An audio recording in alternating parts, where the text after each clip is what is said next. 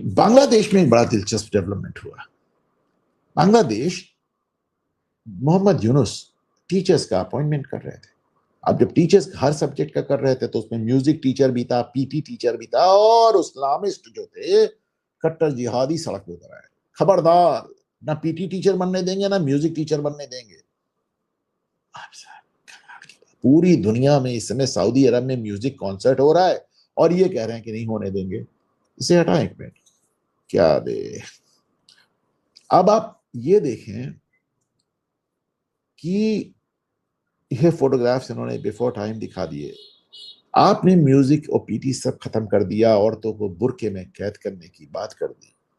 लेकिन जब इन जिहादियों का जब वो जेन जी का जो प्रदर्शन हो रहा था जिसमें आपने शेख हसीना को उखाड़ के फेंक दिया था, जब आप जिहादियों के साथ मिले थे तो उसमें सबसे ज्यादा संख्या ढाका यूनिवर्सिटी की लड़कियों की। अब देखिए, सबसे ज्यादा संख्या ये ढाका यूनिवर्सिटी की लड़कियां थी जिनको आज बुर्का पहनने के लिए विवश किया जा रहा है और जिनसे कहा जा रहा है तुम ना गा सकती हो, ना तुम नाच सकती हो, ना तुम पीटी कर सकती हो।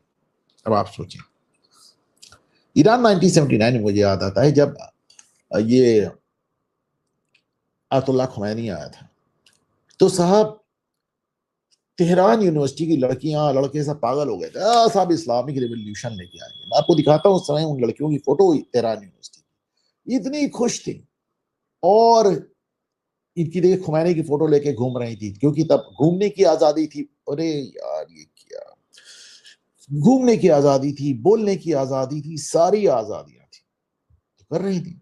खुमैनी ने आते ही 30-40 हजार बच्चों का कत्ल करवा दिया, जितने अपने को वामपंथी कहते थे सबको मरवा दिया। आज बुर्का पहन के पीठ की तरफ से फोटो खिंचा रही हैं, खुमैनी को मिडिल फिंगर दिखा रही हैं, हिम्मत नहीं कि अपना चेहरा दिखा दें। ये साहब आप समझें कि वो भी तब, वो भी बड़ा सिलेक्टिव है। आपने देखा कि किस तरह खुमैनी की राइट हैंड ने अपनी लड़की की शादी कैसे की, मैंने आपको पूरा वीडियो दिखाया था। उसको कोई बुरका नहीं लगता है। तो ये बुरका उरका वाला भी साहब बड़ा सिलेक्टिव फंडा है। आपको बताएं, जब भारतीय क्रिकेट टीम जीती तो मुझे याद आया, आज मैं संजय दीक्षित साहब के साथ रिकॉर्डिंग करा रहा था जयपुर डायलॉग से, मैंने उसमें कहा, मैंने कहा पहली बात तो ममता बनर्जी किस मुंह से बधाई दे रही, जीत तो हुई है रात को 12 बजे, ये कहती सारी लड़कियों को 8 बजे घर आ जाना चाहिए। दूसरी बात, ये जो कांग्रेसी हैं जो कह रहे हैं 1971 में इंदिरा गांधी ने महिला क्रिकेट शुरू किया था, 55 साल बाद उसका क्रेडिट लेने आ गए। और तीसरा, राणा अयूब से लेके आरफा खानम से लेके जावेद अख्तर जैसे मक्कार धूर्त लोग भी घुमा फिरा के बुरके का सपोर्ट करते हैं, पर अपने इनके परिवार में कोई बुरका नहीं पहनते, कोई नहीं पहनता। ये सिर्फ गरीब मुसलमानों के लिए। और मजेदार बात देखें कि आप सेलिब्रेट कर रहे हैं कि मुस्लिम लड़कियां क्रिकेट में जाके मैदान में परफॉर्म कर रही हैं, और उन मुस्लिम लड़कियों को देखने के लिए जो मुस्लिम महिलाएं स्टेडियम में बैठी हैं वो बुर्का पहने, वो लड़कियां टी शर्ट पहन के परफॉर्म कर रही हैं, और उन्हीं मुस्लिम लड़कियों को देखने के लिए जो महिलाएं स्टेडियम में बैठी हैं वो बुर्का पहने। ये मेरी एकदम समझ के बाहर है।